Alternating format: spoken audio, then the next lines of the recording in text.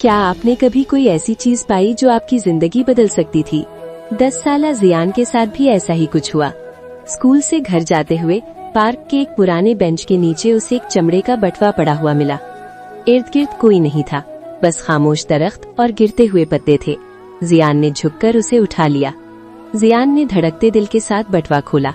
उसके अंदर नोटों की एक मोटी गड्डी थी, लेकिन सबसे हैरानकुन चीज एक चमकती हुई सोने की अंगूठी थी जिस पर एक कीमती नीला पत्थर जड़ा था।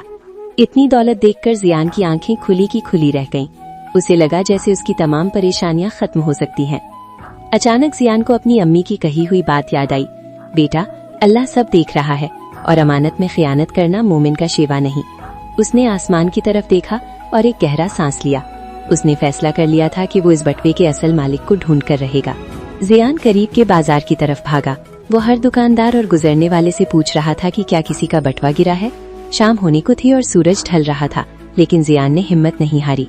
वो जानता था कि जिसका ये बटवा है वो कितना परेशान होगा। बाजार के कोने में मिस्टर हारून अपनी छोटी सी बेकरी के बाहर सर झुकाए बैठे थे। उनका चेहरा आंसुओं से तर था और वो बहुत कमजोर लग रहे थे। वो बार बार जमीन की तरफ देख रहे थे जैसे उनकी कोई बहुत कीमती चीज खो गई हो। जियान उनके करीब गया और आहिस्ता से पूछा, अंकल, क्या आप खैरियत से हैं? मिस्टर हारून ने सर उठाया और भराई हुई आवाज में कहा, बेटा, मैं बर्बाद हो गया। मेरी बेटी के ऑपरेशन के पैसे और मेरी बीवी की आखिरी निशानी, वो अंगूठी, सब खो गया है। जियान के चेहरे पर एक मुस्कुराहट आई। उसने अपनी जेब से बटवा निकाला और मिस्टर हारून की तरफ बढ़ा दिया। अंकल, अल्लाह का शुक्र अदा करें, आपकी अमानत मेरे पास महफूज है। जैसे ही मिस्टर हारून ने बटवा देखा, उनके चेहरे पर जिंदगी लौट आई।